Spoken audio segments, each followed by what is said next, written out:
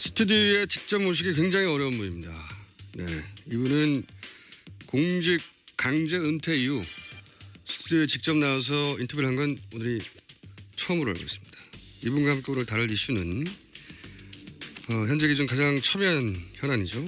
특검 연장, 삼성 이재용 부회장의 영장 재청구, 그리고 특검 연장에 대해 권한을 가진 황교안 대행에 대해서 짚어볼 최고 전문가를 저희가 스튜디오에 직접 모셨습니다.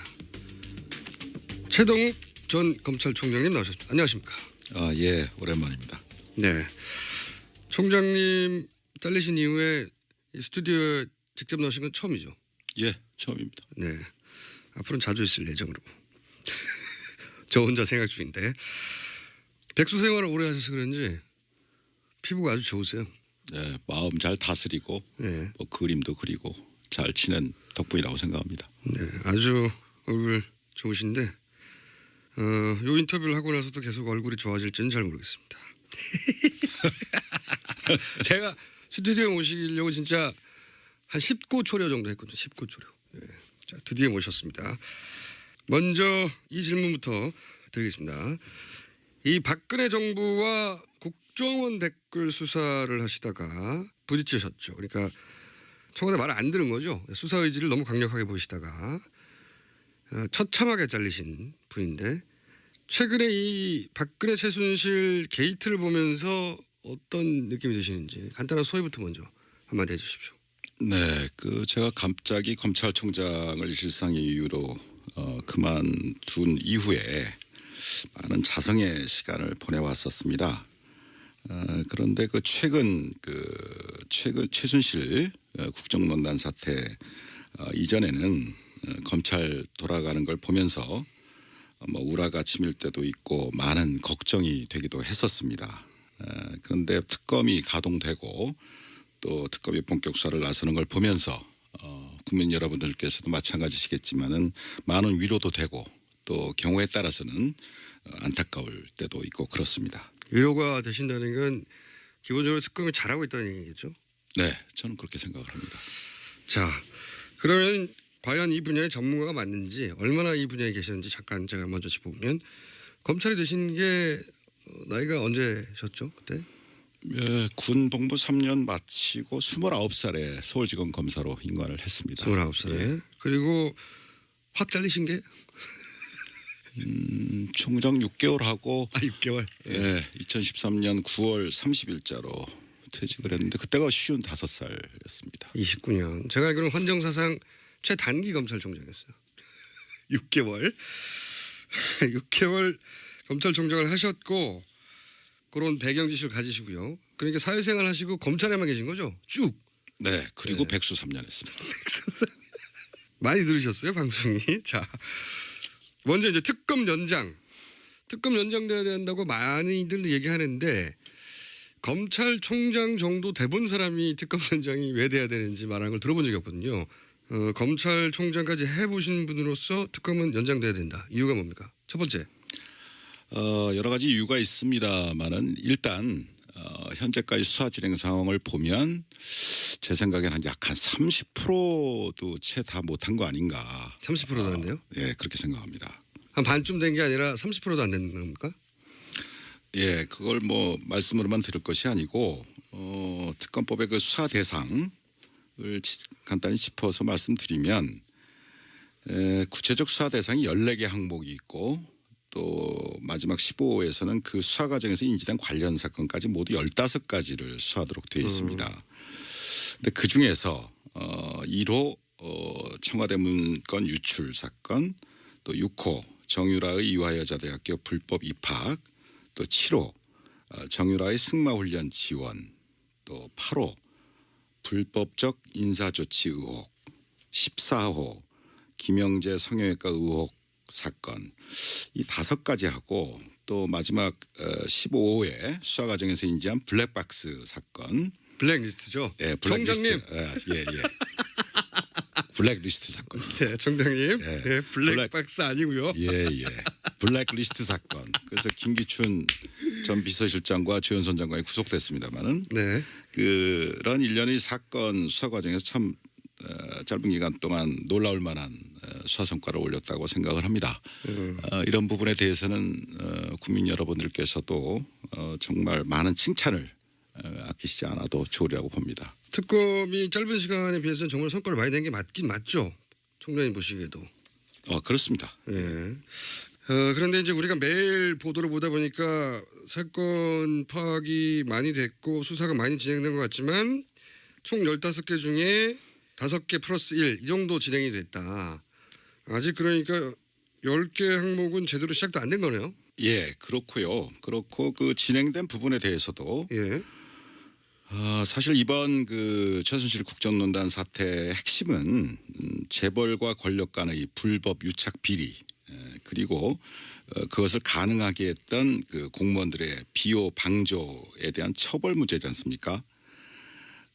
그래서 특검의 수사 대상이 먼저 재벌들과 권력 간의 뇌물수수 의혹과 관련된 3, 4, 5호 다음으로 이런 국정농단을 가능하게 했던 우병우 등 관련 공무원들의 직무유기나 직권남용 등 방조 비호 의혹과 관련된 90호 그 큰 두 덩어리가 주된 요체입니다. 그런데 그 재벌 권력과 재벌 유착과 관련해서는 잘 아시다시피 삼성 이재용 부회장 영장 기각으로 인해서 예. 3주간 또 수사가 많이 딜레이 됐고 나아가서 삼성 이외에도 SK라든가 롯데라든가 CJ라든가 예. 이런 여타 재벌들에 대해서도 많은 뇌물수 의혹이 제기되지 않았습니까? 진도가 딱 막혔어요. 네. 영장 기각되면서. 그런 부분에 대해서는 전혀 지금 수사를 진척할 수 있는 여유가 없었던 것 같고 그 다음에 그 무엇보다도 이러한 국정농단을 가능하게 했던 그 비호 의혹과 관련해서 예. 우병우 등 그 관련 공무원들에 대한 사건이 예. 뭐 아직 시작도 안 했고 막 그거는 이제 시작 단계 아닌가 뭐 그렇기 때문에 결국 실질적으로 봐도 30% 이상은 진척됐다고 보기가 어렵다. 그렇군요. 듣고 보니까 그런데 그래서 이 영장 기각이 굉장히 크게 특검의 수사를 방해하는 건데 자 그럼 이제 대형 사건 수사도 하셨고 검찰총장도 하셨고 그런 경험을 총 망라해서 비춰볼 때 이 정도 규모의 복합적인 사건이면 얼마의 인력이 지금은 20명이거든요. 근데 얼마의 인력이 얼마의 기간 동안 20명이 70일 동안 하고 끝날 공산이 크게 됐는데 얼마나 필요합니까? 얼마의 기간과 사람이? 네, 그래서 이 부분에 대해서는 이전에 특검법 제정되기 전에도 제가 한번 지적한 기억이 있습니다만은 적어도 이런 정도 사건이라면 너무 많은 그 의혹이 제기되어 있는 사건이기 때문에 적어도 유능한 검사 약 40명 정도는 투입을 해서 1년 정도는 1년? 지속적으로 수사를 해야 비로소 대부분의 실상이 제대로 밝혀질 것이라고 믿습니다. 실제 과거에 그 수사하셨던 재벌 수사 경험에 비춰보자면 어떻습니까? 구체적으로 좀. 네, 그 수사라는 것은 이제 선택과 집중이 참 중요한데 제가 2006년도 중수부 수사기획관을 할 때 그때 현대자동차 비자금 사건을 수사한 적이 있습니다. 한 건. 예. 네, 그 단발 사건이죠. 한 건 사건이었는데 그때만 해도 중수부 검사 20명 정도가 4개월 정도를 정말 낮밤 없이 내사함이 수사를 진행했고 그렇게 해서도 아주 힘들게 청문 과정을 구속했던 기억이 있습니다. 그럼요. 한 건을 4개월 해야 제대로 수사가 되는데 지금 이 정도는 안 된다. 그러니까 총장님 보시기에는 2배로 늘리고 70일, 100일이 아니라 1년을 해야 된다. 이렇게 보시는 거죠. 그렇습니다. 네, 예, 이게 제대로 수사가 되려면. 이게 최고 전문가의 견해입니다. 자, 수사가 아직 30%도 안 됐다. 그게 첫 번째 이유고. 그러면 두 번째 이유는 어떤 게 있습니까? 어차피 뭐 특검법이란 건 한시법이고 제한된 법정 기간 내에만 특검이 수사를 할 수 있는 것인데 지금 70일이 다 돼가고 그 다음에 30일을 만약에 연장이 안 돼서 2월 말까지 특검 수사 활동이 종료가 된다면 예. 이 특검에 수사하고 있었던 이 모든 사건들은 다시 검찰의 손으로 넘어가게 됩니다. 네네. 그런데 이 사건을 먼저 수사했던 현재의 검찰은 예. 재벌과 권력 간의 뇌물수수 혐의에 대해서는 손도 대지 못했었고 직권남용했죠. 직권남용죄로만 기소를 했죠. 예. 또 우병우 등 그 관련 공무원들의 비호 방조 의혹에 대해서는 제대로 수사도 하지 못한 채 특검한테 사건을 전부 이관하는 지금 그런 상황이 되지 않았습니까? 저도 취재를 해보니까 우병우 관련은 텅 비어 있다고 하더라고요. 예. 네. 아예. 예. 그래서 여러 가지 국정원 댓글 사건도 있고 국정원 간접 증거 조작 사건도 있고 여러 가지 사건들이 많이 있었습니다. 예. 또 세월호 예. 사건 수사 제대로 수사가 안 됐던 케이스. 여러 가지 사건들이 제대로 수사가 안 돼서 저도 참 안타깝고 그렇게 바깥에서 바라다 봤습니다마는 그 중에서도 이 최순실 박근혜 국정농단 사태하고 직결된다고 할 수 있는 예. 정윤회 사건이 있지 않습니까? 네네. 그 경우에 다 기억을 하십니다마는 정의대 사건은 찌라시로 그렇죠. 또 국정농단은 아예 없었던 걸로 예. 그렇게 다 검찰에서 수사를 해서 그때 덮어버렸지 않습니까? 국정농단이 아니라 문서 유출 사건이 돼버렸죠. 졸지에 문서 유출 사건으로 예. 사건이 변질이 됐고 예. 국정농단 사태는 다 물밑으로 들어가 버렸죠. 그렇죠. 그래서 그때 당시에 검찰이 제대로 바로 서서 정말 원칙대로 수사를 제대로 하는 척이라도 했다면 예. 대한민국이 과연 이런 지경까지 되었을까? 예. 또 우리 대통령께서도 이렇게 불행한 상황까지 봉착을 하게 됐을까? 탄핵이라는 참 아쉽습니다. 그런데 그 당시에 수사했던 그 검찰 지휘 라인이 어떠했는지 그 총수께서는 기억을 하십니까? 테스트인가요? 우선 법무부 장관이 황교안, 네. 검찰 지휘권을 가지고 있는, 그리고 총장은 김진태, 중앙지검장이 김수남, 그리고 청와대에는 그 유명한 김기춘, 우병우 이 두 분이 있었죠. 네. 예, 어떻게 저보다도 더 잘 기억을 하고 계신 것 같습니다. 박수 부탁드립니다.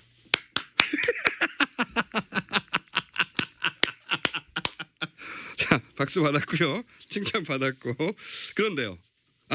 그러니까 김수남 당시 중앙지검장은 이제 검찰총장이 됐고, 당시 황교안 법무장관은 총리가 됐고, 우병우는 민정수석이 그 이후에 되었고, 그러니까 이제 정윤회 사건을 잘 마무리해서 이분들이 승진한 거 아니냐, 이런 얘기인가요?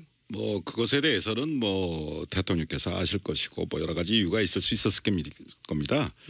그러나 제 개인적인 판단으로 한 가지 분명한 것은 예.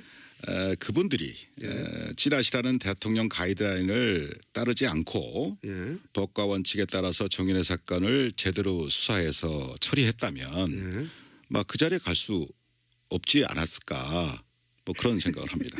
없었겠죠. 네. 그러니까 이제 요는 이 사건이 연장이 안 되면 당시 가이드라인을 따랐던 인사들의 손에 다시 사건이 들어간다, 이런 요지네요. 그렇습니다. 그것이 지금 이 특검 연장과 맞물려서 참 중요한 문제입니다. 이번 기회에 제가 제 말씀을 간단히 드리면 종래의 그 동서고금의 법원 중에 에스토펠이라는 법원이 있습니다. 예? 즉 에스토펠? 금반언의 원칙입니다. 아니면 에스토펠도 어려운데 금반어는 더 어려워요. 다 어렵죠. 예. 저도 어려웠었습니다 옛날에. 예, 이게 무슨 말입니까 이게? 그래서 쉽게 말씀드리면 이 금반언의 원칙이라는 것은 네. 이미 표명한 예. 밝힌 자기의 언행에 대해서 예. 모순되는 행위를 예. 스스로 할 수 없다. 그런 원칙을 말합니다. 자기 한 말을 뒤집을 수 없을 거다, 이런 거네요. 우리 표현으로 한다면 일구이연 등 곤란하다, 이런 말이 되겠습니다. 그렇게 하면 될 것을 참. 이 검찰들은 다 아는 표현인가요? 다 알죠. 예, 법조인들은 다 압니다. 법조인들은? 네. 뭐 없을 분들이네. 죄송합니다. 그 어려운 말을 써서. 일구이연이 쉽지 않다. 네, 쉽지 예. 않다. 그러니까 뇌물수수 얘기했다가 딴 걸 바꾼다든가, 또는 직권남용했다가 딴 걸 바꾼다든가, 이게 안 된다, 이런. 그렇죠. 예. 지금 검찰은 특검으로 이관하기 전에 이 사건을 뇌물수수가 아니라 직권남용죄로만 의율을 했지 않습니까? 의율이요? 의율? 네. 직권남용죄를 적용했다. 그렇게 의율. 표현하면 좀 의율. 쉽게 이해가 되시겠죠. 의율했지 않습니까? 법을 적용했다. 네, 이것도 검사들은 다 아는 표현입니까? 네, 그거는 일반 국민들도 많이 아십니다. 아니에요. 의율 이런 의율이를 법을 적용했다. 이거 네, 의율이 법률 됐다. 조항을 예. 직권남용죄라는 형법상의 처벌 조항을 적용했다. 그거를 의율한다고 그렇습니다. 뭐뭐에 의거하여 법률을 적용하다고요? 그렇죠. 그런 의미입니다. 네. 쉬운 말로 해주세요. 근데 그랬던 검찰이 이 사건을 다시 특검으로부터 다시 이관 받아서 네. 뇌물수수죄로 제대로 수사해서 기소할 수 있겠냐. 자기가 한 말이 있는데 네. 예. 그때는 왜 몰랐냐? 네. 이렇게 말을 할 수가 있겠네요. 불가능한 거죠. 일구이원하는 문제가 되니까. 그 다음에 또 한 가지는 이것 또한 어려운 말입니다. 그 우리 헌법상에 그 자기 부죄 금지의 원칙이라는 것이 있습니다. 그러니까 말하자면 스스로 죄를 부담할 수는 없다. 그래서 여러분들이 아시다시피 묵비권, 뭐 최순실 씨요새 묵비권 자기 죄에 대해서 진술을 거부할 수 있는 거예요. 거부할 수 있는 권리를 준다. 이게 그 원칙. 그게 이제 헌법상의 원칙입니다. 자기 부재 금지 원칙이요? 네네. 예. 그래서 이게 그러면 예를 들어서 법원에 가서 제가 이제 법정에 많이 나가봤지 않습니까?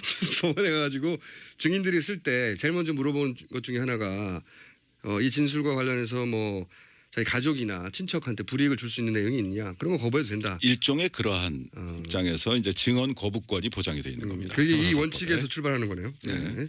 그런데 그래서 결국은 그런 자기 금지 부재 금지 원칙이 있는 것처럼 자기 자신이나 또는 자기 자신이 속한 조직, 기관에 대해서 스스로 수사해서 처벌한다는 것은 현실적으로 기대하기가 참 곤란합니다.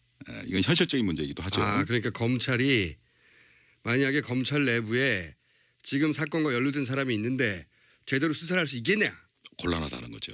네. 어려울 거다. 네. 그래서 결국은 공무원의 비호 방조 의혹 수사를 하다 보면 결국 지금의 검찰 지휘 라인과 또 관련 검사들이 수사 대상이 될 가능성도 있지 않겠습니까? 많겠죠. 네. 예를 들어서 최순실 입국했는데 31시간 동안 왜 봐줬어? 뭐 여러 가지가 있죠. 그리고 국정농단 벌어졌을 때 몰랐어. 정윤회 사건 때도 그랬고. 예, 우병우 라인이 누구야? 뭐 이런 네. 질문을 받을 수밖에 없잖아요. 지금. 그렇습니다. 그런데 그걸 자기 손으로 자기가 할 수 있겠냐? 어렵다.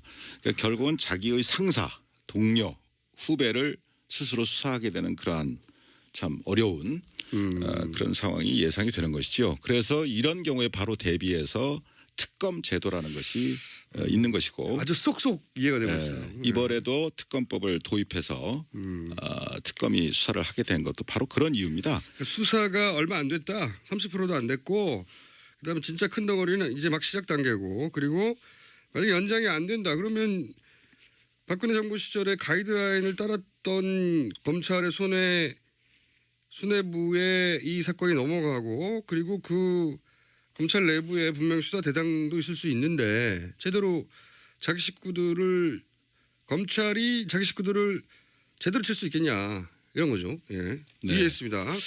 그럼 만약에 특검 연장이 안 될 가능성이 점점 농후해지고 있는데 만약에 정말로 특검 연장이 안 되고 지금 우려하신 대로 넘어갔어요. 그럼 구체적으로 무슨 일이 벌어집니까?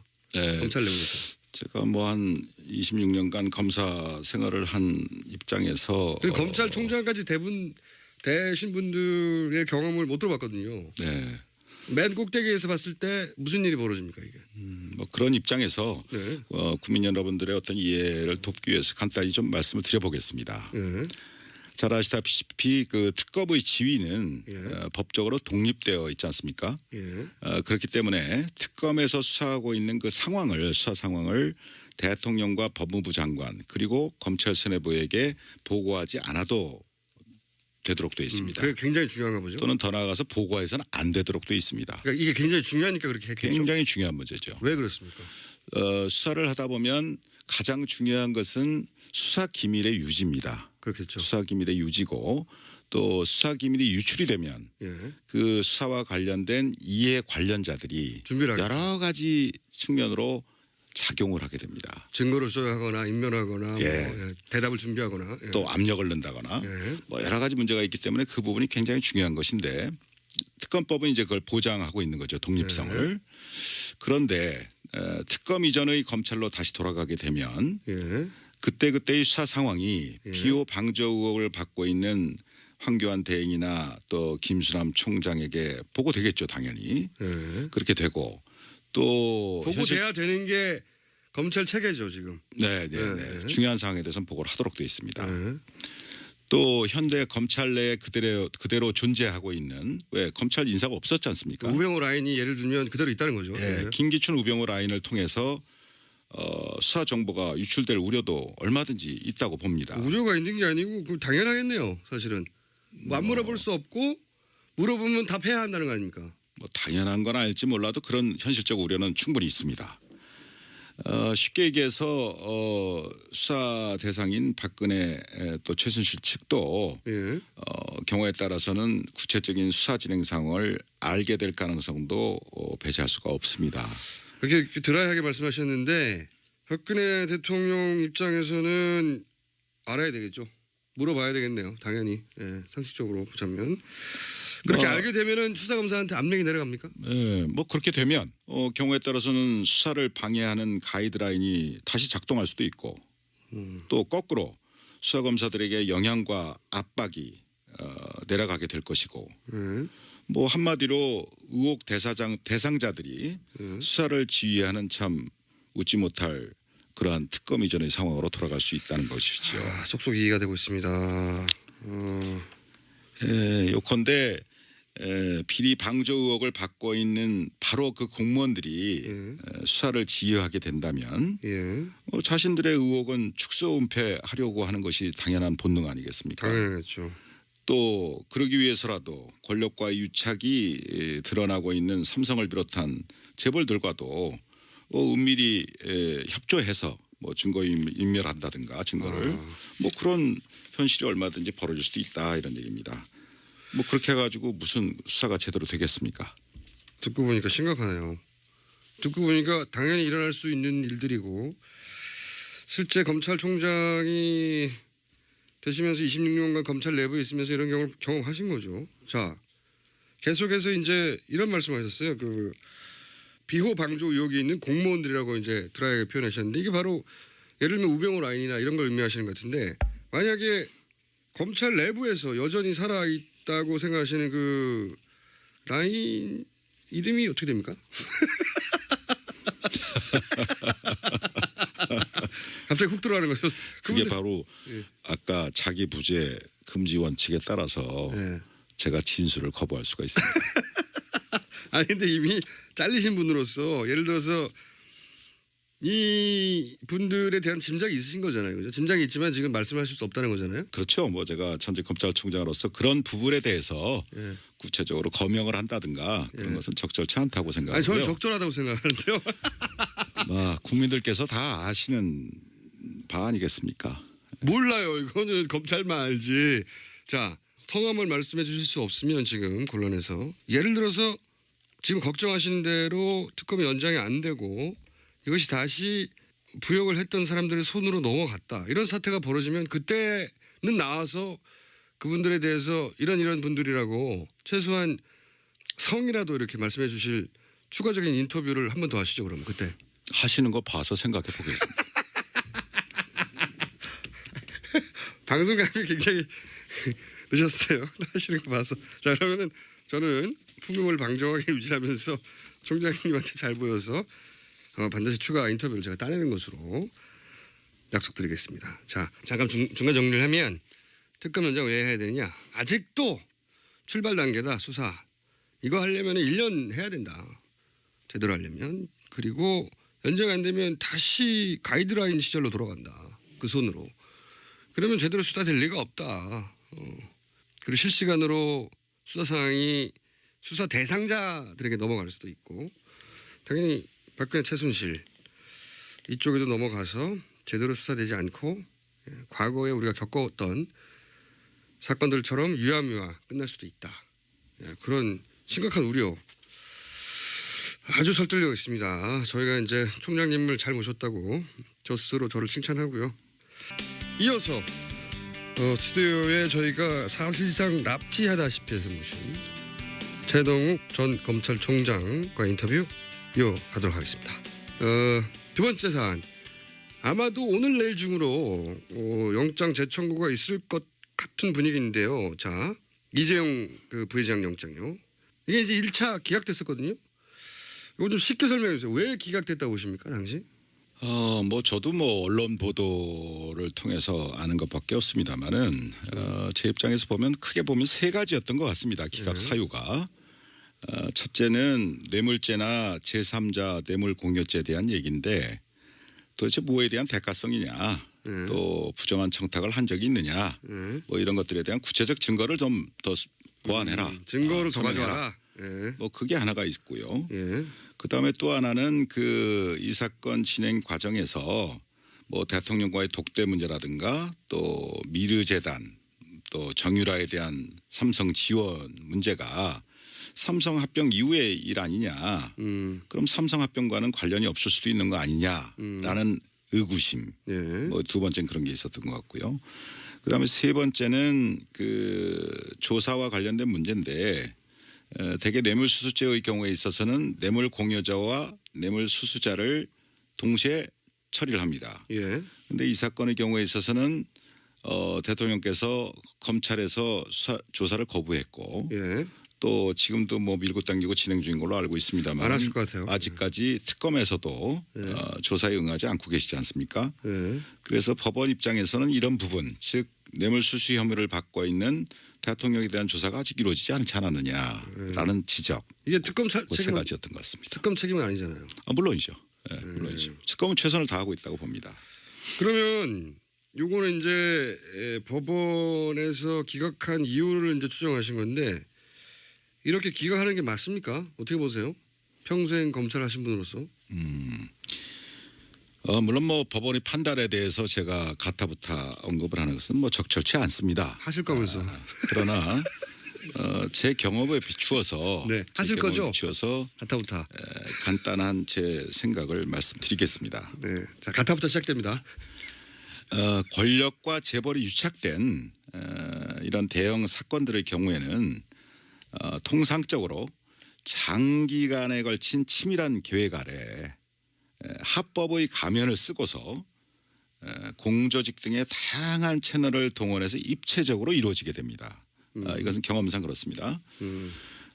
또 더 나아가서 사후에 말하자면 어떤 뇌물수건이 있었는데 네. 사후에 문제가 생겼을 경우에도 그 과정에서 벌어진 개별적인 행위들은 전부 합법적이고 공적이고 하는 그런 탈을 쓰게 됩니다.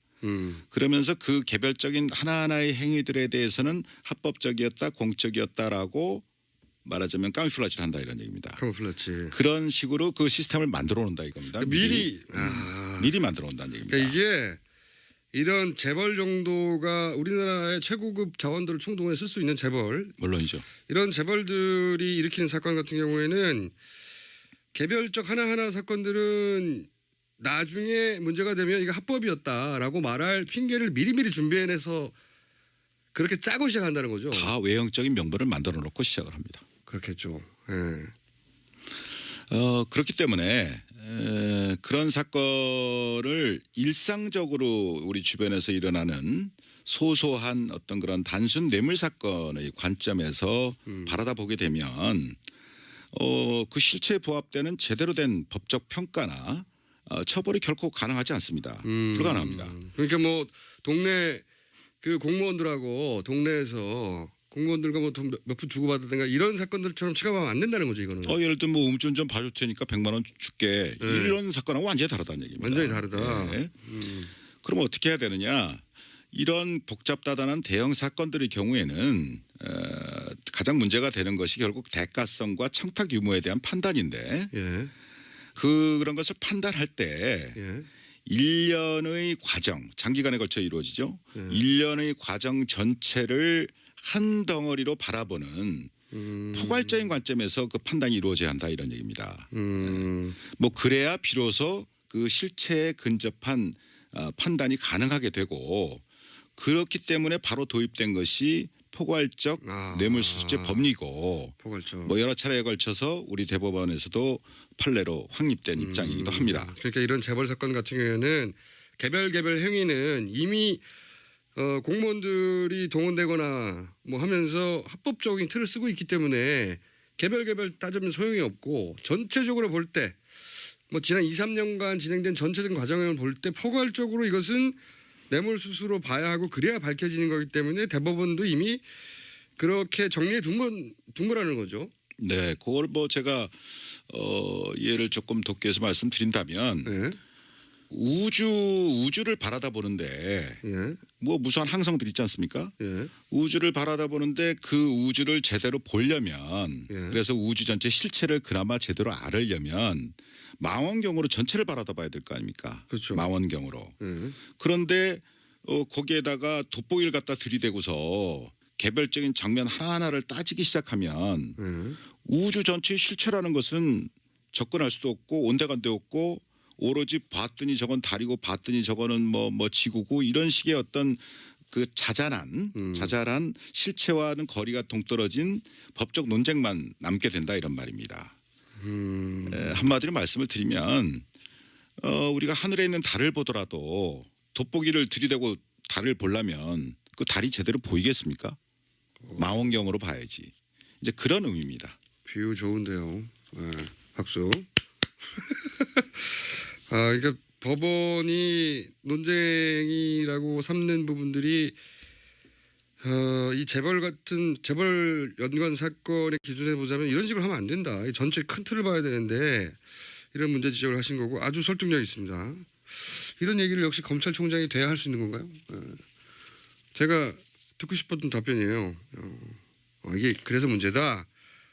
그러면 지금 영장을 어쨌든 재청구합니다. 하는 것 같아요. 오늘 내일 그런 분위기예요. 하겠죠. 근데 이번에도 기각되면 어떡하죠? 글쎄요. 그 법원 입장에 대해서는 뭐 미리 예단할 수는 없다고 생각을 합니다. 그러나 제 수사 경험으로 보면 재벌 사건의 경우에는 사건을 파면 팔수록 관련 증거들이 눈덩이처럼 불어나는 게 일반적입니다. 워낙 광범위하게 그렇습니다. 했기 때문에 연루된 게 많고 또 장기간에 걸쳐서 진행이 됐고 연루된 기관도 많고 사람들도 많기 때문에 그런 부분들이 시간이 가서 파면 팔수록 다 튀어나온다는 얘기입니다. 일부지만 네. 그 예를 들면 이번 사건의 경우에도 언론 보도를 보면 안정범 수석의 그 최근 수첩이 네. 39건이 추가로 압수됐다는 거 아니겠습니까? 제가 이걸 종범 실록이라고 부르고 있거든요. 그래요. 약간 비웃을 수 있는 느낌인데요. 말을 잘 만들어내시는 것 같아서. 총장님 여기서 박장대소해 주셔야 되는데 어허허 이렇게 하시면 종범 실록. 예. 또 최근에 금감이나 또 네. 공정위에 대한 압수수색도 있었던 걸로 알고 있는데 예.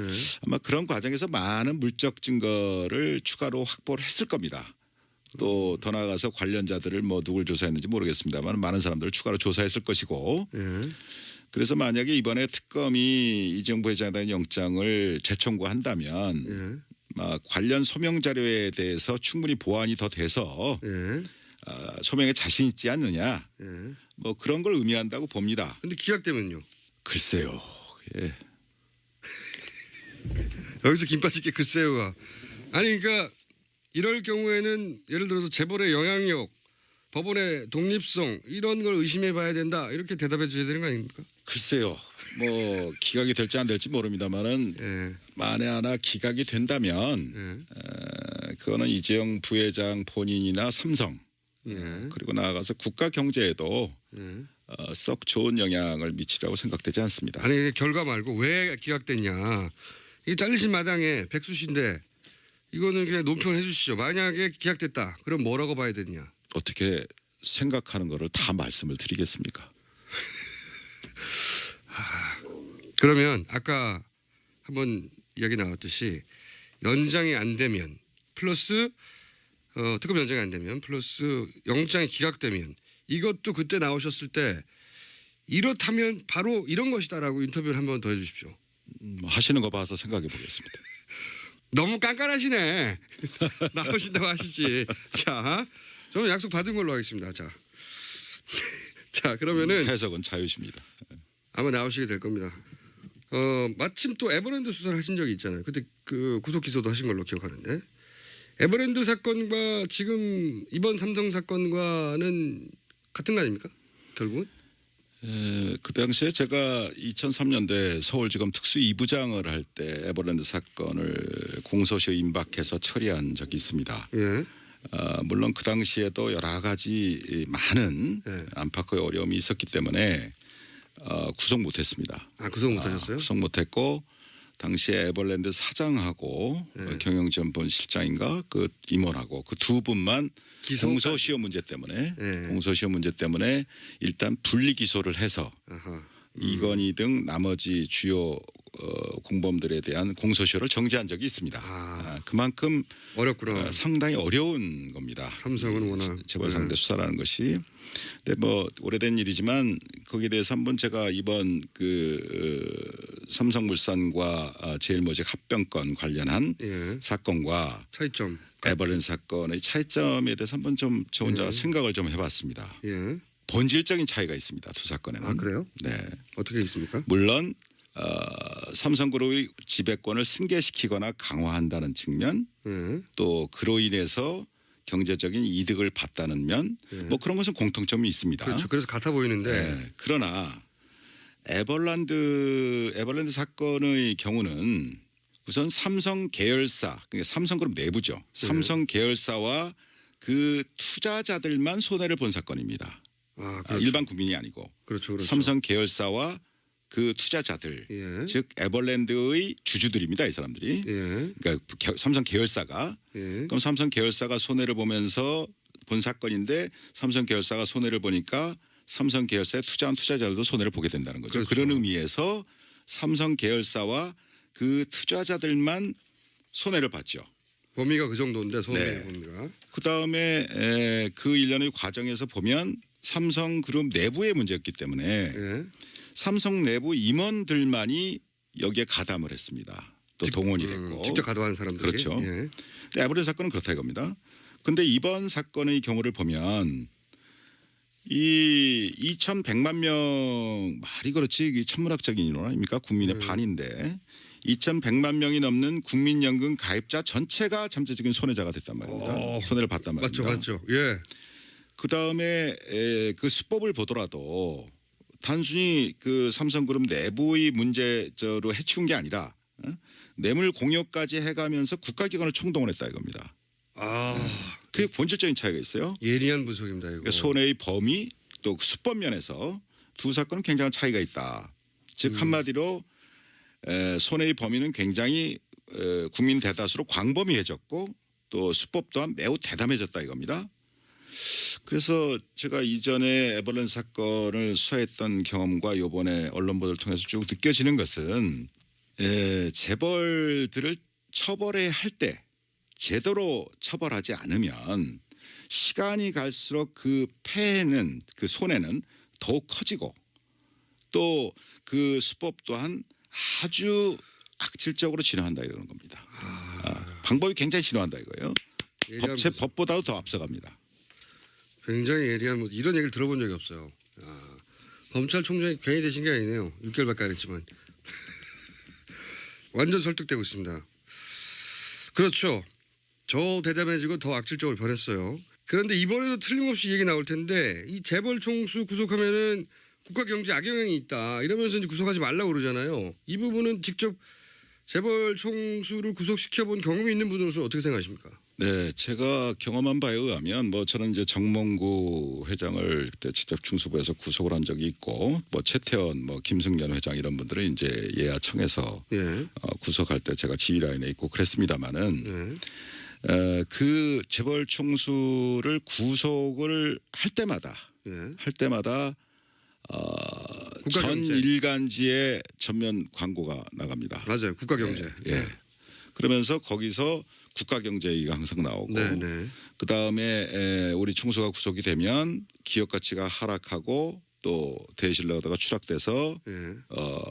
그 회사는 물론이고 국가 경제도 어려워진다. 협박이죠, 협박. 예. 뭐 이런 식의 기사와 광고가 횡행합니다. 지금도 삼성 이재용 부회장 얘기할 때 종편에서는 끊임없이 그 논리를 갖다 대요. 그렇습니다. 예. 근데 그런데 지난 경험입니다마는 정몽구, 최태원, 김승연 등 그 재벌 총수가 구속된 이후에 뭐 현대자동차든 SK든 하나그룹이든 기업 가치가 하락하거나 또는 대외 신인도가 추락해서 국가 경제가 더 어려워졌었습니까? 그렇다고 아니죠. 생각하세요? 아니죠. 아닙니다. 그렇죠. 예. 아 이거는 실제 사례를 들어서 반박하면 되는군요. 아하. 그러면 삼성 부회장이 이재용 부회장이 구속됐다. 그러면은 어떤 영향이 있을까요? 국영제? 예, 아까 말씀드린 거와 관련해서 결과적으로는 오히려 해당 기업의 투명성이나 예. 신뢰도를 높이는데 기여했다고 보는 쪽이 일반적인 시각이라고 생각합니다. 좀 더 구체적으로 말씀해 주세요. 그래서 만약에 이번 삼성 부회장 건에 대해서도 예. 제대로 원칙대로 수사가 돼서 처리가 이루어진다면 예. 여러 가지 전 좋은 순기능도 있다고 생각을 합니다. 예. 구체적으로. 우선 그 이재용 부회장 혼자만의 생각으로 지금 이번 일이 벌어졌겠습니까? 그럴 리가 없죠. 예. 그럴 리가 없죠. 예. 무수한 법률가들 또 많은 전문가들이 예. 오랜 연구와 기획 또 경우에 따라서는 조직적인 로비들이 예. 있었기 때문에 가능한 거 아니겠습니까? 당연히 그렇겠죠. 예. 예. 지금 사건을 드러나는 거 봐도 온갖 사장단들이 왔다 갔다 하고 그랬잖아요, 독일에. 예. 그럼요. 예. 그런데 예를 들면 이재용 부회장이 원칙대로 구속이 된다면 예. 삼성 내부에서도 예. 다시는 이런 식의 발상이나 시도는 엄두도 못 내는 상황이 될 거다 이런 얘기입니다. 그래서 뭐 그렇게 해도 된다고 조언했던 사람들은 다 잘려 나갈 것이고 오히려 삼성 경영진 내부에서는 앞으로 총수를 보호하기 위해서라도 좀 더 합법적이고 윤리적인 방향으로 나가야 되겠다라고 하지 않겠냐 이런 얘기입니다. 그랬을 때 결과적으로는 삼성이라는 그 글로벌 기업 입장에서 보면 예. 결국은 삼성이 좀 더 투명해지고 합법적인 기업이 되고 또 신뢰를 받는 기업으로 더 새로 태어나는 그런 계기가 되지 않겠냐. 삼성을 위해서 더 좋다. 네, 그렇습니다. 아 이거 종편 얘기 나오면 이거 틀어줘야 되겠다 이거. 완전 설득력 있습니다. 그리고요. 그다음에 그 우리나라에서 삼성이라는 그 위치가 있지 않습니까? 있죠 1등. 그럼 어떻게 보면 재벌 전체를 선도하고 뭐 그런 부분도 있지 않습니까? 제1 기업이기 때문에. 예. 그랬을 때 다른 삼성 이외의 다른 재벌들도 이 삼성그룹의 사건이 어떻게 처리가 되느냐 그런 부분을 굉장히 예의주시하게 되어 있습니다. 그렇죠. 삼성이 안 되면 우리도 뭐 안 되겠네. 이렇게 그렇죠. 생각하죠. 예. 그렇죠. 제가 말씀드릴 걸 먼저 말씀하시네. 그래서 이재용 부회장의 구속은 우리나라 재벌들 나머지 재벌들 전체에게도 큰 시그널을 보낸다 이겁니다. 이게 정경유착은 삼성 부회장 한 사람 구속으로 해결될 수도 있겠네요 이게. 제가 볼 땐 그럴 수도 있습니다. 그래서 결국은 거기서 가장 큰 시그널이라는 것은 무엇이냐면은 아무리 경제 권력이 강하다 하더라도 합법 경영을 하지 않으면 예외 없이 총수가 구속될 수 있다. 그렇죠. 라는 시그널을 보낸다는 얘기입니다. 그것만 되면 돼요. 그러면 그것이 바로 무엇이냐. 지금 국민들이 그렇게 갈망하고 있는 예. 재벌 개혁의 출발점이 된다 이런 얘기입니다. 마구 설득되고 있습니다. 총장님이 왜 총장님이 되셨는지 알겠고요. 그리고 왜 잘렸는지도 알겠어요. 잘린 얘기는 안 하셨으면 좋겠습니다. 이런 생각을 하시니까 잘리죠. 자, 이제 마지막 주제입니다. 마지막 주제 황교안 대행이 이제 저는 특검 연장을 안 할 것 같은데 자, 이 부분을 한번 짚어보겠습니다. 안 하겠죠? 만약에 황 대행께서 국민 대다수의 뜻과 달리 연장을 일방적으로 거부해버려서 특검 수사를 중단시킨다면 결국은 이러한 최순실 국정농단 사태에 대한 수사 의지가 없다는 것을 스스로 증명한 거 아니겠습니까? 지금 안 해줄 것 같은데 그 말씀을 좀 제 나름대로 해석을 하면 특검 연장을 안 해주면 수사 의지가 없는 거다. 안 할 것 같은데 안 한다면 이유가 뭘까요? 다 아시다시피 그 황교안 대행 역시 국민 대다수 분들이 이번 국정농단 사태의 공동 책임자 중에 한 사람 아니냐라는 그 의혹을 제기하고 있지 않습니까? 그런 의혹은 이 정부 들어와서 뭐 법무부 장관을 오래 하셨고 또 총리를 계속 하셨고 이젠 대행까지 하고 있고. 그 과정에서 이런 농단 사태가 다 벌어졌지 않습니까? 다 벌어졌어요. 그 말씀은 특검 연장을 안 하면 자기 책임이 드러날까 봐 안 하는 거다? 결국은 수사를 계속해야 하는 특검에서 수사를 계속해야 하는 상황에서 연장을 안 해줘서 수사를 갑자기 멈추게 한다면 예. 이러한 국민들로부터 받고 있는 본인 연루 의혹에 대해서 해소시킬 수 있는 기회를 스스로 놓치는 것이다라고 생각을 합니다. 그러니까 논리적으로 보자면 본인이 연루되지 않았다면 털 기회인데 그걸 연장 안 하는 걸 보면 본인이 연루된 거 아니냐. 라는 의혹이 또 제기될 수도 있다는 얘기입니다. 예. 네. 그런 의혹이 제기될 수 있는 수준이 아니라 그런 거 아닌가요? 본인이 연루된 게 나올까 봐 특검 연장을 안 한다. 이렇게 뭐 제가 전직 총장으로서 그런 말씀드리는 건 적절치 않다고 보는데요. 예. 어쨌든 특검을 연장해서라도 본인의 국민들적 의혹을 해소시키는 것이 황교안 대행 본인에게도 좋을 것이다. 또 그것이 국민들이 바라는 바일 것이다. 라는 게 제 의견입니다. 이게 살짝 약간만 삐딱하게 보면 이게 협박처럼 들려요. 하는 게 좋을 것이다. 자 그러면은 아까 이야기에 이어서 오늘 이 자리에서 답변 안 하실 것 같으니까 아까 이어서 특검 연장도 안 되고 영장도 기각되고 그리고 황교안 대행이 이제 연장 안 한다는 결론을 내리는 이런 사태가 아마 이달 말이면 판결이 날 텐데 그때 되면 다시 나와서 굉장히 강력하게 말씀해 주실 거죠? 근데 어떻게 매번 저보고 다시 나오라고 이렇게. 아니 오늘 다 얘기 안 하시니까. 근데 다음에 나오시면은 이제 명단 쫙 들고 와가지고 이름 막 부르고 막 그러실 거죠? 그런 이가 있겠습니까? 들어봅시다. 자 다음에 나오시면 다음 한번 예약해놓고 자 마지막으로 이 얘기해야 되겠네요. 황교안 대행 이런 말했어요. 윤석열 검사 자천에 대해서 이제 언론에서도 그렇고 저도 그렇게 알고 있었는데 그리고 사실 총장님이 날아가신 것도 이 댓글 수사를 청와대 의지하고는 다르게 너무 강력하게 밀어붙이다가 날아간 걸로 알고 있는데 황교안 대행이 최근에 한마디 했어요. 윤석열 검사가 자천된 것은 댓글 수사와는 상관이 없고 종합적으로 볼 때 자질의 문제가 있어서 자천된 거다. 이런 식으로 말했단 말이죠. 여기에 대해서는 당시 댓글 수사를 총지휘하셨던 검찰총장이고 그리고 그로 인해서 자천됐다고 알려진 윤 검사에 대해서 이 황교안 대행의 논평에 대해서 한마디 하셔야 될 것 같은데요. 제가 그 국회 대정부 질의 과정에서 예. 황 대행께서 그렇게 답변하시는 기사를 하셨다는 보도를 보고 누가 누구를 평가하나. 이 윤석열 검사는 네. 제가 뭐 오래 전부터 뭐 같이 근무도 하고 데려두고도 일하고 뭐 지휘도 하고 또 마지막으로 제가 이제 국정원 댓글 사건 수사팀장으로 임명도 하고 그래서 수사하다가 저는 이제 일신상에서 먼저 나가고 그랬습니다만은 본인 그런 오랜 예. 오래 겪어본 그 선배 입장에서 생각을 한다면 뭐 제 나름대로 평가를 하고 싶은 생각도 듭니다. 뭐라고 평가하시겠습니까? 우선 황교안 대행은 자질이 문제가 있어 실력이 없어 자천했다는 거거든요. 한마디로 요약하면. 전 뭐 거기에 대해서는 아까 그 말로 답변을 대신하고요. 누가를 평가하냐? 제 생각으로는 이 윤석열 검사는 지금 뭐 특검팀에서 열심히 뭐 쥐어창창 수사를 하고 있는 것 같은데 아주 치밀하고 해박한 법률 전문가입니다. 법률 이론가예요. 기본적으로. 그 다음에 어떤 법과 원칙에 어긋나는 것 거기에 대해서는 단호히 거부합니다. 오케이. 저한테도 많이 거부했어요.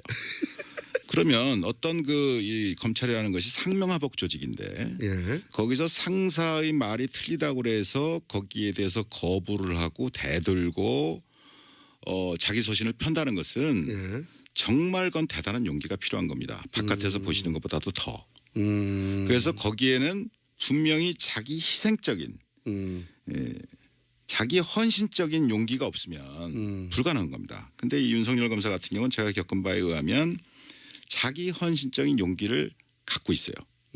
갖고 있는 친구다 이거요.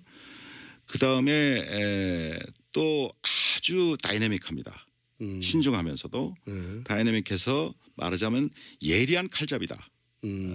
그래서 한마디로 제가 말씀드린다면 문무를 겸비한 훌륭한 검사다. 문무를 겸비한. 문무를 겸비한 훌륭한 검투사다. 뭐 그런 표현을 하고 싶습니다. 자 무슨 말씀인지 잘 알았고요. 자, 마지막으로 어렵게 스튜디오 직접 나오셨는데 혹시 다음 출연까지는 아직 뭐 한 3주 정도 남았기 때문에 남기고 하실 말씀, 뭐 국민들이 하고 싶은 말씀이나 검찰에게 하고 싶은 이야기 있으면 제가 뭐 간단한 심정을 말씀드리겠습니다. 대한민국 검찰은 2,000명이 넘는 검사를 포함해서 10,000명이 넘는 방대한 수사 인력을 가진 강력한 수사기관입니다. 다시 말해서 평소 수사 역량이 지금 현재 특검의 100배가 넘습니다. 수사 역량 면에서 100분의 1도 안 되는 20명의 특검 검사들이 불과 몇 달이라는 짧은 단기간에 이전 검찰의 수사보다는 비교할 수 없을 정도의 성과를 내고 있지 않습니까? 그래서 그러한 그 상황을 바라다 보면서 참 현재의 이 검찰 후배들은 상당히 마음속이 부끄럽고 또 참담한 그런 심정이라고 믿습니다. 저 또한 그런 심정입니다. 그래서 이번 특검을 보면서 권력의 개가 되어서 권력의 입맛에 맞게 수사하는 것과 국민의 검찰로 법과 원칙대로 수사하는 것의 이 극명한 차이를 그리고 검찰이 이 지경이 되도록 만든 정치 검사들의 말로를 우리 정의로운 젊은 검사들이 꼭 마음에 새기고 잊지 말기를 바랍니다. 자기 손에 쥐어진 칼로 자신의 팔다리를 베어서라도 국민의 검찰로 다시 태어나기를 바랄 뿐입니다. 마음에 와닿는 마지막 말씀이었습니다. 홍수가 어제도 계속 나오더라고요. 네. 네, 정우택 자유한국당 원내대표가 어제 이렇게 이야기했습니다. 자유한국당은 예. 아직 모르시는 분들을 위해서 설명해드리면 새누리당이 네네. 당명을 5년인가요? 5년 만에 바꾼 겁니다. 자유한국당. 앞으로 이제 한국당으로 불러달라고 하죠. 네. 네. 근데 많은 분들이 자유당으로 부를 것 같아요. 자한당 뭐 이렇게 줄여 네. 부르기도 하고요. 자한당은 입에 잘 안 붙고 예, 예. 자유당 아니면 한국당 둘 중에 하나로 부르지 않겠나. 어쨌든 새누리당이 당명을 바꿨습니다. 네. 원내대표 정우택 원내대표가 네, 정우택 원내대표가요. 여야 지도부는 탄핵 심판 결과에 절대적으로 승복한다라는 선언해야 한다. 이런 이야기를 한 건데요. 대선 후보를 반헌법 인사로 이것에 승복하지 않을 경우에 해당 대선 후보는 반헌법 인사로 규정해서 후보 자격을 부여하지 말 것을 합의하자. 이렇게 제안했습니다. 참 이상한 제가 어제 이상한 이유를 얘기했지만 이상한 주장이에요. 예를 들어서 당이 승복하자는 것도 좀 이상하지만 더 나아가서 대선 후보도 반헌법 인사를 규정하자는 거 굉장히 오버스럽거든요. 뜬금없고 한 달 전에. 근데 결국은 이제 원내대표가 그 앞에서는 뭐 그러자라고 구두로 자기들끼리 얘기를 했다고. 물론 이게 이제 무슨 성명서를 쓰거나 각 당에 돌아가서 각 당의 입장으로 발표를 하진 않았지만 그 앉은 자리에서 그렇게 하자 얘기가 나왔다는 거죠. 네네. 어제 같이 식사를 하는 자리에서 밥 먹다가 그렇게 합시다. 뭐 이 정도 나왔다는 건데 물론 최종적으로는 어떻게 입장이 정해질지 모르겠는데 저는 이 뉴스가 참 마음에 걸려요. 어제도 얘기했지만 한 번 더 짚자면 갑자기 주씨로 만든 다음에 주씨라는 생각은 없었는데 주씨를 만든 다음에 제가 이제 새누리당을 오랫동안 관찰한 오랜 관찰자로서 전문 관찰자 아니겠습니까? 제가? 이거 왜 그 새 관찰하는 분들 있잖아요. 가만히 앉아가지고 하루 종일 새만 쳐다보는 분들 그런 것처럼 오랜 가만히 앉아서 관찰하는 관찰자로서 다른 당에 비해서 압도적으로 유능한 점 한 가지가 있어요. 새누리당 경우에는 첫 번째는 손해 나는 일을 하지 않는다. 대부분 그러려고 하는데 새누리당은 그 손해나는 일이라는 게 물론 결과적으로 손해나는 경우는 있어도 손해나는 일을 하지 않습니다. 그리고 이게 일사불란하다. 그리고 그 일을 대의 명분으로 포장하는 데도 아주 매끈해요.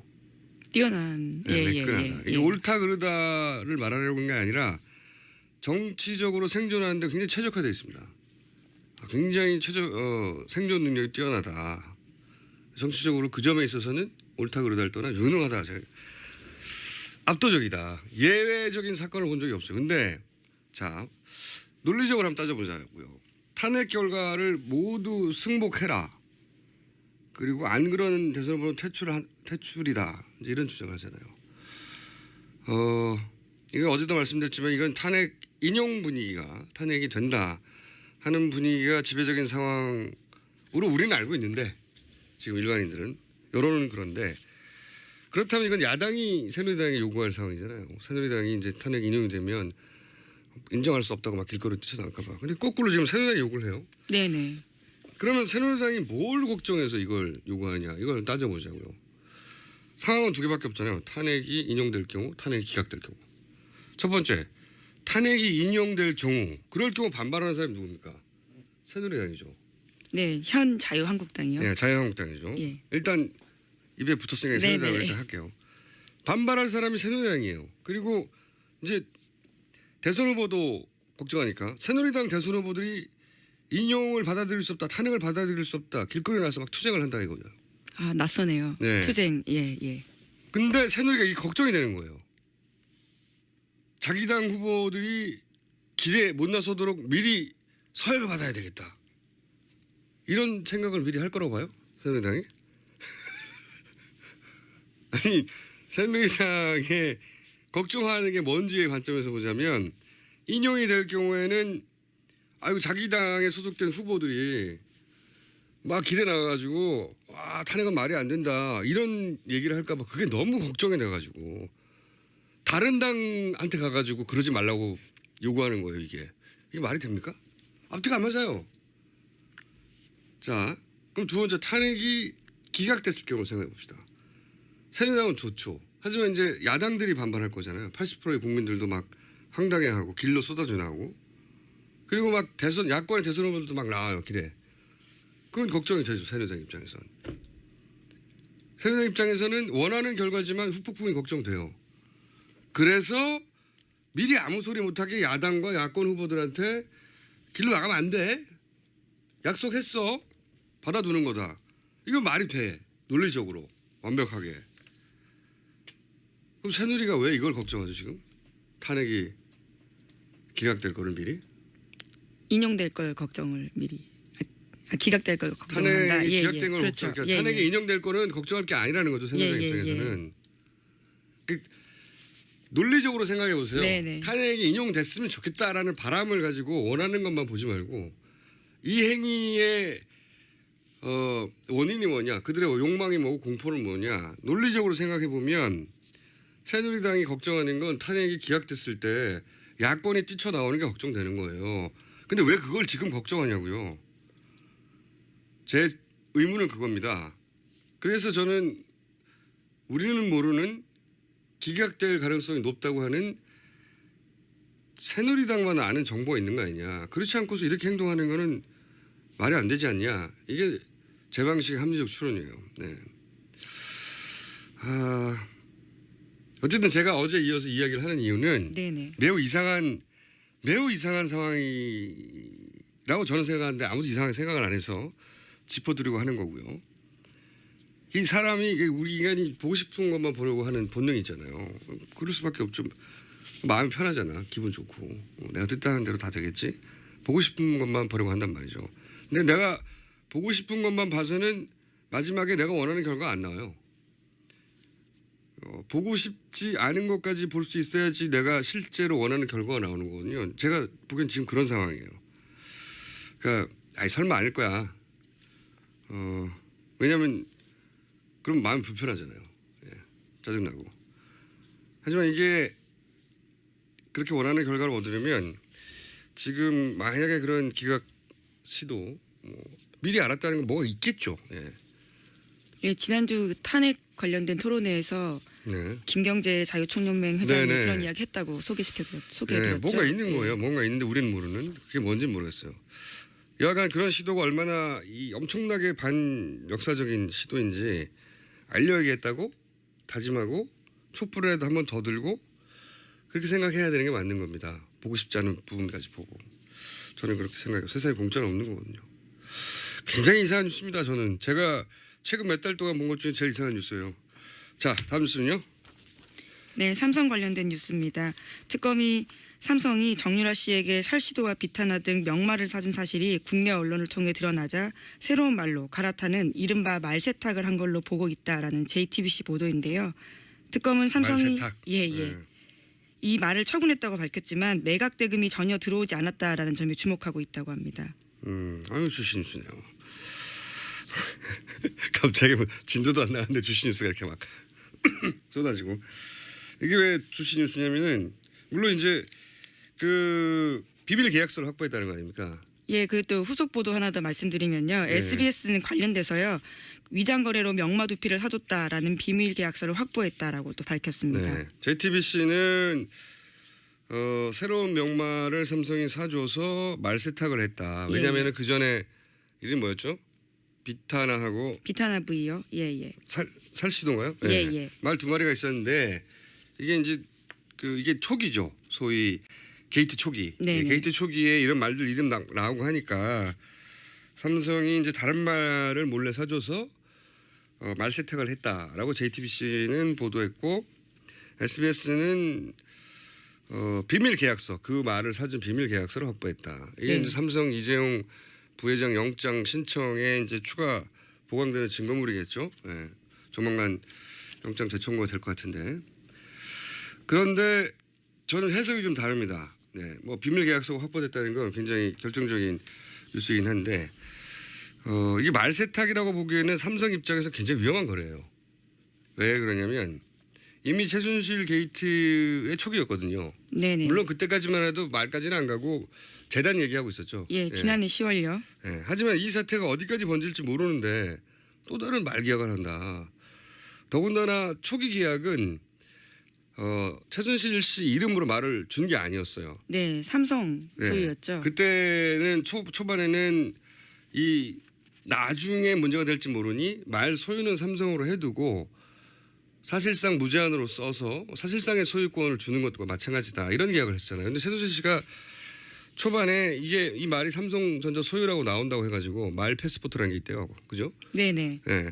그때 화를 냈었다는 보도가 짧게 있었죠.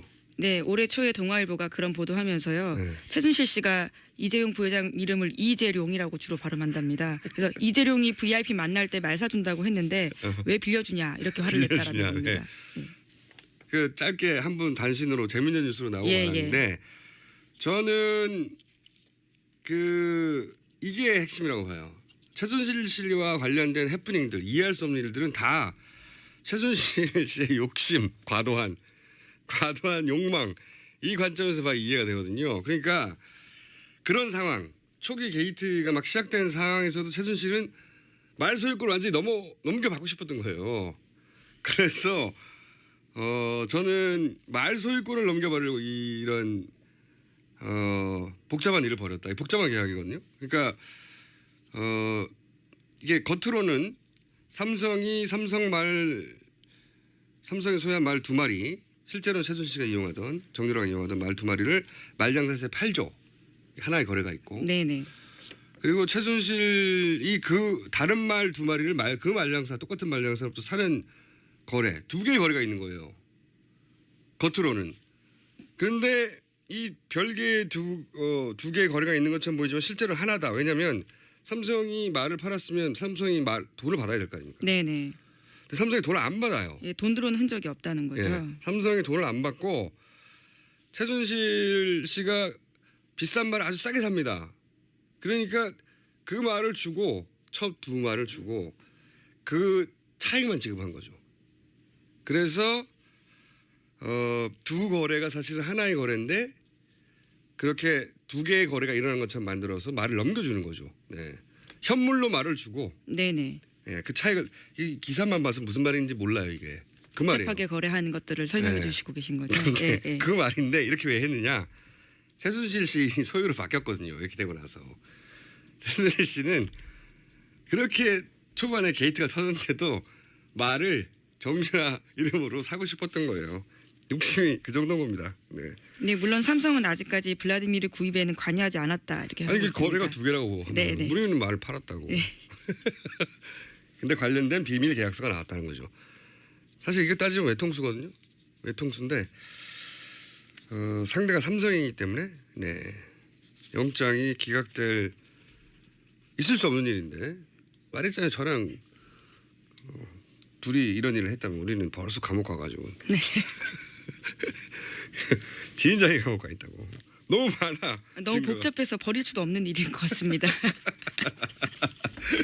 어렵게 한 거예요. 예. 삼성 입장에서는 안 들키려고 머리를 많이 굴린 거죠. 그 전까지만 해도 무슨 일이 벌어져도 마지노선을 지켰는데 예. 내놓으라고 말. 그러니까 결국은 말 내라 그래가지고 이제 그럼 있던 말 주고 자기 돈 안 돌려받고 말장사만 이익이잖아요. 근데 말장사가 그 돈을 가진 게 아니라 그 차익만큼 다른 말을 더 비싼 말을 주면서 차익 일부를 그럼 최순실은 엄청나게 싼 가격으로 말을 샀다 이렇게 주장하는 정도. 그 돈도 자기 돈은 아닐 거라고 봅니다만 그런 일이 벌어진 거예요. 예. 재밌는 일. 하지만 영장은 기각될 확률이 80% 이상이다. 네. 750원 네. 거셨던 걸로 기억하는데요. 750원짜리 걸었습니다. 예. 자, 오늘 잠시 후에 이 예. 관련해서 국내 최고 전문가와 함께 인터뷰가 예정돼 있거든요. 미리 말해버릴까? 잠시 후에 저희가 최동욱 전 검찰총장을 모시고 요거 삼성 영장 어떻게 되는지 특검 연장 어떻게 되는지 스튜디오를 모시고 이야기 들어보기로 했습니다. 궁금하네요. 네, 어렵게 오셨어요. 어찌나 안 나오시려고 그러는지. 납치였어요 제가. 자 다음 뉴스는요. 네, 계속해서 삼성 관련 뉴스인데요. 공정위가 2015년 10월 달에 삼성 합병 이후에 순환 출자가 강화되자 삼성 SDI가 보유한 삼성물산 주식을 매각해야 되는 상황이었는데 그것을 절반으로 줄여줬다라는 것은 이미 보도해 드렸습니다. 관련해서 최상목 당시 청와대 경제수석 금융비서관이 공정위에다가 연락을 했다라는 거고요. 또 김 부위원장 같은 경우에는 안종범 경제수석이 역정내고 있으니까 빨리 처리하라라면서 공정위를 압박했다라는 겁니다. 삼성 편의를 봐주는 게 공정위 차원이 아니라 공정위가 했지만 공정위 차원이 아니라 청와대 지시라는 얘기죠. 예. 이것도 영장에 청구될 정황으로 추가되겠네요. 예. 청와대가 지시했다는 겁니다. 삼성 봐주기를. 왜 삼성이 청와대가 특정 기업만 이렇게 계속 꼼꼼하게 챙기냐 이런 뉴스인 거고요. 다음은요. 또 금융위 관련된 뉴스인데요. 이재용 부회장 경영권 승계와 관련해서 삼성이 쥐주사 체제 전환하기 위해서 금융지사 만들어야 했거든요.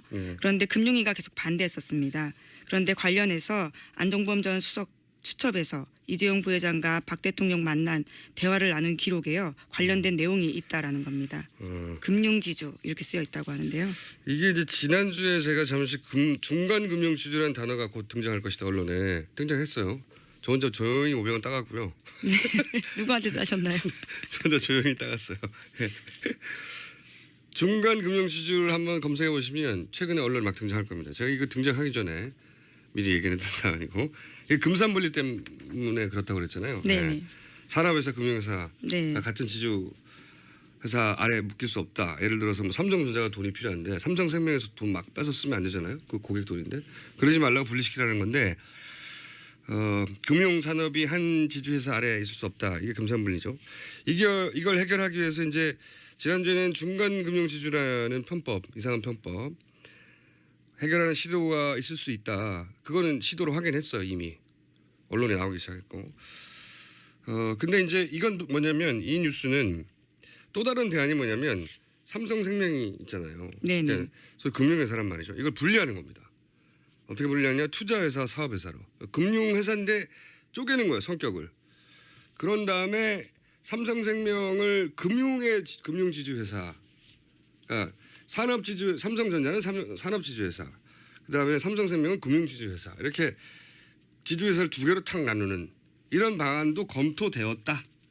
그런데 그걸 안종범 수첩에 의하면 청와대가 또 도와주려고 했다. 뭐 이런. 삼성의 민원은 청와대가 참 관심 있게 챙겨주었다. 이런 정황인 거죠. 예. 해설이 됐나요? 네. 자, 해설이 됐고요. 자, 한 2, 3분 남았는데 죄송합니다. 자, 그다음 뉴스를 전해주십시오. 네, 또 삼성 대관 업무 총괄하는 장충기 사장이 2015년 7월 삼성물산 제일모직 합병이 성사된 직후에 안종범 전 수석에게 연락해서 감사의 뜻을 표시한 것을 특검이 확보했다라는 겁니다. 네, 역시 정황 중에 하나인데 예. 정황은 많이 나와요.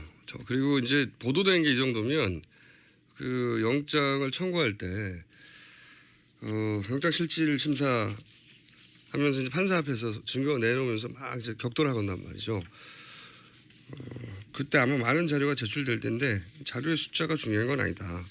왜냐하면 이재용 부회장의 구속은 한편으로 보자면 그 뒤에 쭉 서 있는 앞으로 수사해야 되는 CJ니 롯데니 하는 재벌 그룹 회장 대부분이 구속된다고 봐야 되거든요. 이렇게 되면 그들 전체 재계 전체 최대 관심사 중에 하나일 수밖에 없고 삼성뿐만이 아니라 그리고 이렇게 영장이 청구됐는데 구속이 됐다. 그러면 탄핵 심판에도 상당한 그렇죠. 영향을 예. 줄 수 있는 직결되지는 않아요. 그런데 영향을 주죠. 저거 봐라. 구속됐다는 것은 뇌물을 먹었다는 거 아니냐. 혐의가 상당 부분 소명됐다라고 볼 수 있다는 그거를 거죠. 예.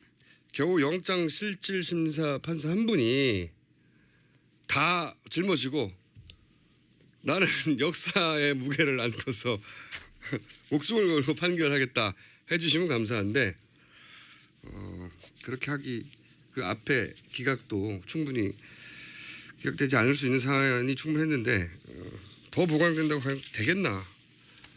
화나는 일이죠 사실은. 네, 화나는 일이에요. 당연히 그 판사는 독립적으로 판단해야 되는데 그렇지 않은 정황이 너무 많으니까. 자, 750원짜리고요. 오늘 여기까지 하고